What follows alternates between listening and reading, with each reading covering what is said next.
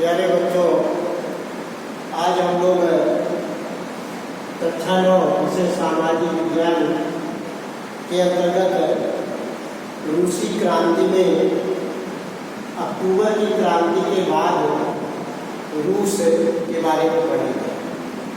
जैसा पिछली क्लास में आपको यह बताया गया था कि 24 अक्टूबर 1917 कि 24 अक्टूबर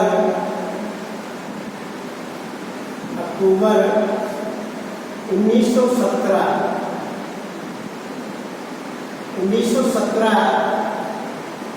ईस्वी को ये अक्टूबर की क्रांति थी।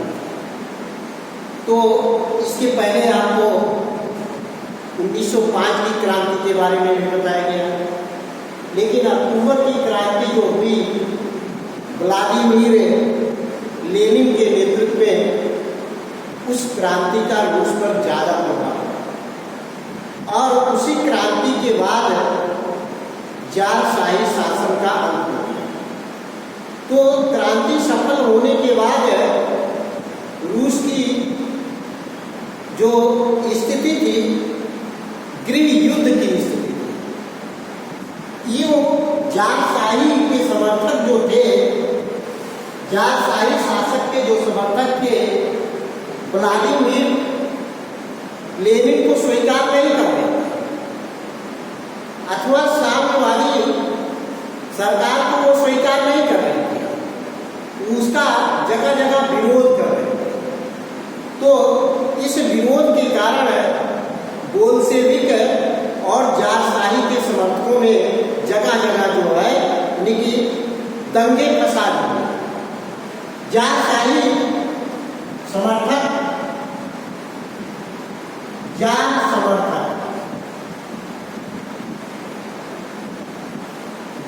समर्थक तथा बोल्शेविकों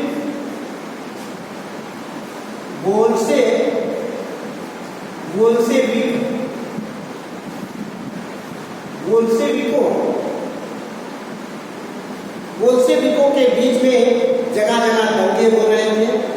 ये 1918 और 1919 के बीच, ये 1919 के बीच 2 साल रूस में गृह युद्ध की स्थिति थी, क्योंकि जो पूंजी पर था या जो जमीनों पर कब्जा था, ये जारशाही समर्थकों का ही कब्जा था। फैक्ट्रियों और कारखानों पर जो नियंत्रण था, वो जारशाही शासक के समर्थकों का नियंत्रण था और व्लादिमीर लेनिन उस फैक्ट्रियों को, कारखानों को अपने नियंत्रण में लेना चाहता। तो उसका जो दल था, बोल्शेविक दल, उसके बोल्शेविक के दल बड़ी संख्या में फैक्ट्री में प्रवेश करते थे और फैक्ट्रियों से पूंजीपतियों अथवा जार समर्थकों को मारना, पीटना, भगाना और उस फैक्ट्री को कब्जा करते थे और उसे राष्ट्रीय यानी कि संपत्ति घोषित करवाने का काम करते थे। तो ये कोई भी अपनी संपत्ति यूं ही नहीं छोड़ देता, उसके लिए विरोध और विद्रोह करता है। तो रूस में भी वही हुआ। जो फैक्ट्री के मालिक थे या फैक्ट्री के जो पूंजीपति थे, पूंजीपति अपने समर्थकों, अपने कारिंदों से जो है इसका विरोध और विद्रोह करवाते थे।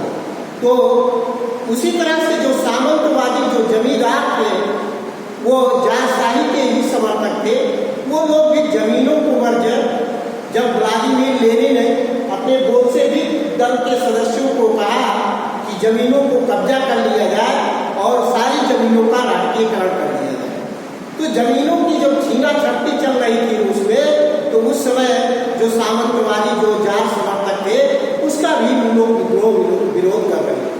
तो ये स्थिति जिसमें दंगे फसाद काफी बड़े पैमाने पर हुए, बहुत सारे जार समर्थक भी मारे गए, बहुत सारे बोल्शेविक दल के लोग मारे गए। यानी कि यह गृह युद्ध रूस में जो है अक्टूबर की क्रांति के बाद 1918 और 1919 ईस्वी तक पूरी तरह से गृह युद्ध की स्थिति। लेकिन जाट संगठन का पतन हुआ और बोल्शेविकों का जो है विजय प्राप्त हुआ। बोल्शेविकों का जो है निकी फैक्ट्रियों और जमीनों पर जो है कब्जा हुआ। इस तरह से सभी फैक्ट्रियों कारखानों को राष्ट्रीयकरण कर दिया गया, जमीनों का राष्ट्रीयकरण कर दिया गया। जो चर्च की संपत्ति थी, चर्च की संपत्ति को भी छीन लिया गया, अपने कब्जे में कर लिया गया। इस तरह से निकी रूस की जो संपत्ति, जो भी जन धन, सभी जो है उसका जो है राष्ट्रीयकरण करते हुए एक नया साम्यवादी शासन की तरफ रूस बढ़ रहा है। तो समाजवादी समाज का निर्माण, रूस में समाजवादी समाज का निर्माण धीरे धीरे बोल्शेविक के दल के प्रभाव के कारण रूस में समाजवादी समाज का निर्माण हो गया। इस तरह जो अमीरी गरीबी का वो खाई था, अमीरी गरीबी का जो नींव था, वो धीरे धीरे समाप्त होने लगा और उसी तरह लोग समाजवाद की तरफ बढ़ने लगे। लोगों में समानता, फैक्ट्रियों को जो है, कारखानों को जो है, जो मजदूर या कारीगर उसमें काम करते थे, उस काम से जो फैक्ट्रियों से लाभ होता था, उस लाभ को जो है बराबर बराबर शेयर में देखिए विभाजन की व्यवस्था की। इस तरह से जो है इनकी समाजवादी समाज के निर्माण हो। तो ये रूस की क्रांति के, अक्टूबर की क्रांति के बाद रूस में जो है समाजवादी समाज का निर्माण होता है। तो आगे चल करके आप देखते भी हैं, रूस इतना आगे बढ़ जाता है कि जो है विश्व की दूसरी शक्ति के रूप में उभर करके विश्व में सामने आता है। जैसे पहली शक्ति के रूप में अमेरिका का नाम आप जानते हैं। तो उस समय प्रथम विश्व युद्ध के बाद विश्व में दो शक्तियों का उदय हुआ, एक अमेरिका और एक रूस। अमेरिका पूंजीवादी देश था, जबकि रूस समाजवादी देश था, अथवा यहाँ पर साम्यवादी शासन था। इस कारण से समाजवादी समाज का निर्माण होने लगा। ये रूस की स्थिति थी। आगे समाजवादी समाज के निर्माण में जो है लगभग 1927 से 32, इसमें सबसे महत्वपूर्ण बात जो है पंचवर्षीय योजनाएं,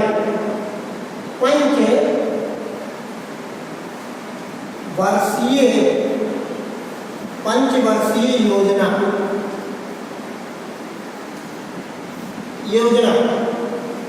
प्रथम पंचवर्षीय योजना, पहली पंचवर्षीय योजना 1927 से 1932। दूसरी द्वितीय पंचवर्षीय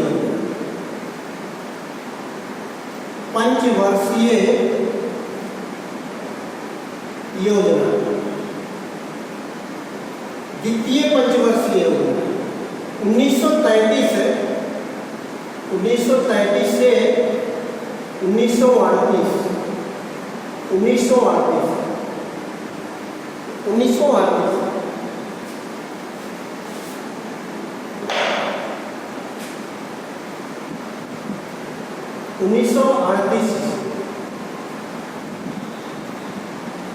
पंचवर्षीय योजना है। प्रथम और द्वितीय पंचवर्षीय योजना में जो है, जो रूस में पहली प्राथमिकता जो है उद्योग को दी, अधिक से अधिक कारखानों को दी।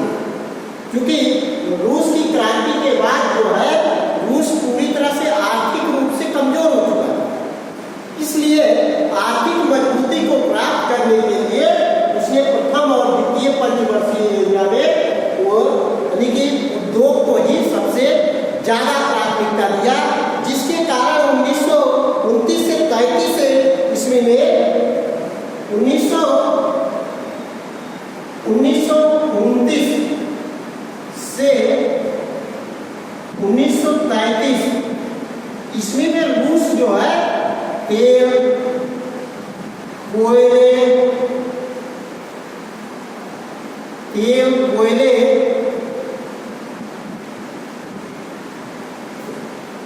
तेल और कोयले तथा स्टील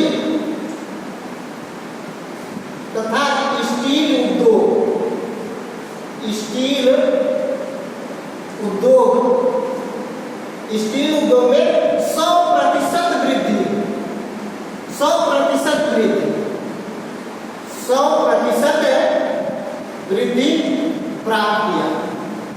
देखिए यह रूस की क्रांति के बाद जो रूस की आर्थिक दशा काफी कमजोर हो गई थी, उसने प्रथम और द्वितीय पंचवर्षीय योजना में उद्योग को प्राथमिकता देते हुए यानी कि वह अपने आप को आर्थिक रूप से मजबूत करने का काम किया, जिसका परिणाम स्वरूप हुआ 1929 से 1935 ईस्वी में तेल, कोयले तथा स्टील उद्योग पर रूस जो है 100% की वृद्धि करता है, 100% वृद्धि। आगे स्टालिनवाद तथा सामूहिकीकरण,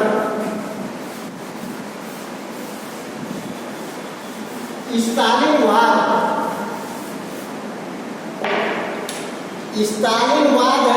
और सामूहिकीकरण।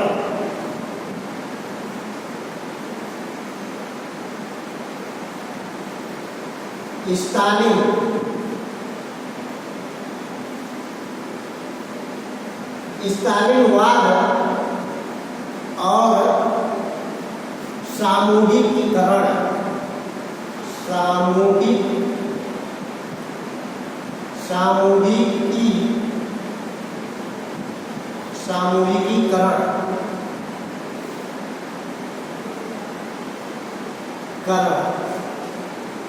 स्टालिनवाद और सामूहिकीकरण क्या है? लेनिन ज्यादा दिन तक रूस का शासक नहीं रहा। आगे चल करके व्लादिमीर स्टालिन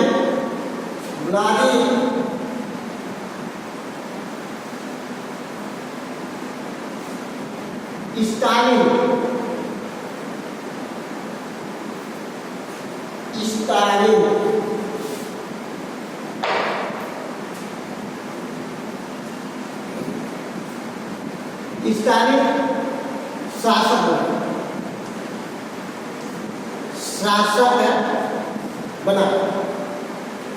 स्टालिन ने जो कृषि में जो सामूहिकीकरण का नियम लाया, उसे स्टालिनवाद अथवा सामूहिकीकरण के नाम से जाना जाता है। तो ये देखिए क्या सामूहिकीकरण, जमीनों को जो है उसमें जो जमीन पर सामूहिक खेती, सामूहिक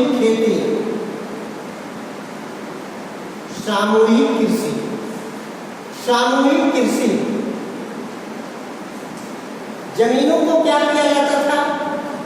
प्रत्येक क्षेत्र विशेष के जो वहाँ के लोग निवास करने वाले थे, उस आसपास के जो कृषि योग्य जमीनें थे, उन कृषि योग्य जमीनों को जो है सभी को उसमें काम करने को दिया जाता है।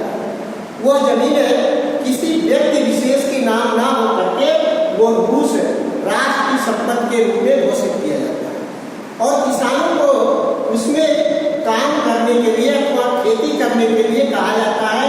और उस खेती में जो है सामूहिक रूप से लोग खेती करते हैं और जो उसमें लाभ अर्जित होता है, जो उत्पादन होता है, उसे बराबर हिस्सों में बांट देते हैं।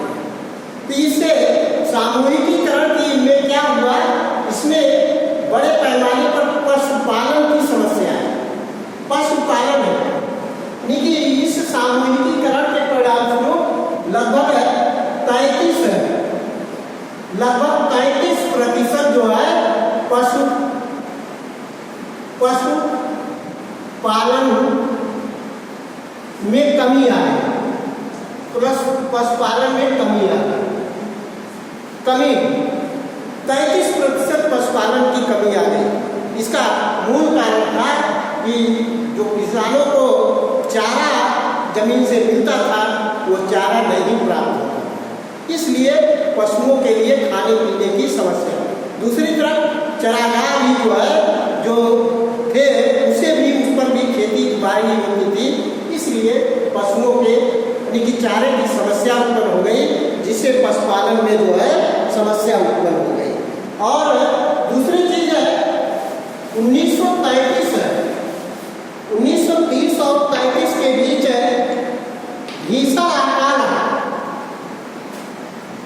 1930-35 की ईस्वी के बीच भीषण आकार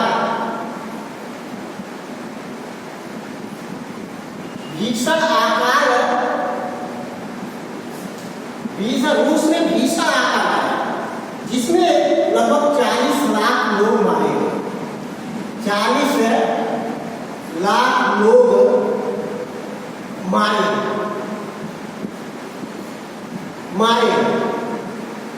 अब इसका परिणाम क्या हुआ कि गांव-गांव में जो है किसान और मजदूरों के द्वारा स्टालिन का जो है विरोध शुरू हो गया, और स्टालिन के विरोध में जो है जगह जगह पे आंदोलन होने लगे। इस तरह से जो है क्योंकि बड़े पैमाने पर जो है अकाल पड़ने के कारण मजदूर और किसान मारे जाने लगे, और जिसका परिणाम हुआ कि रूस में जो है फिर से जो है एक गृह युद्ध की तरफ बढ़ने लगा। इस स्थिति से जो है रूस में जो है रूस के अक्टूबर की क्रांति के बाद काफी आर्थिक रूप से कमजोर हो गया, जिसके परिणाम स्वरूप जो है रूस की आर्थिक स्थिति कमजोर हो गई। तो रूस की क्रांति का विश्व पर प्रभाव, रूसी क्रांति तथा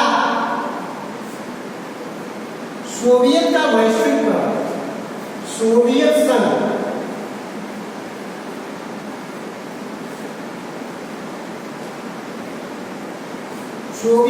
का वैश्विक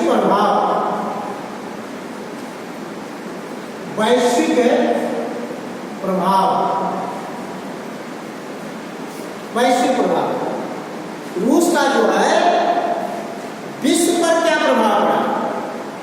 रूस की क्रांति के बाद जो है रूस की जो समाजवादी विचारधारा थी अथवा साम्यवादी शासन थी और देशों में प्रचार प्रसार होने लगा, और इसका परिणाम स्वरूप हुआ कि ये समाजवादी विचारधारा विश्व के दूसरे देशों में भी फैलने लगा।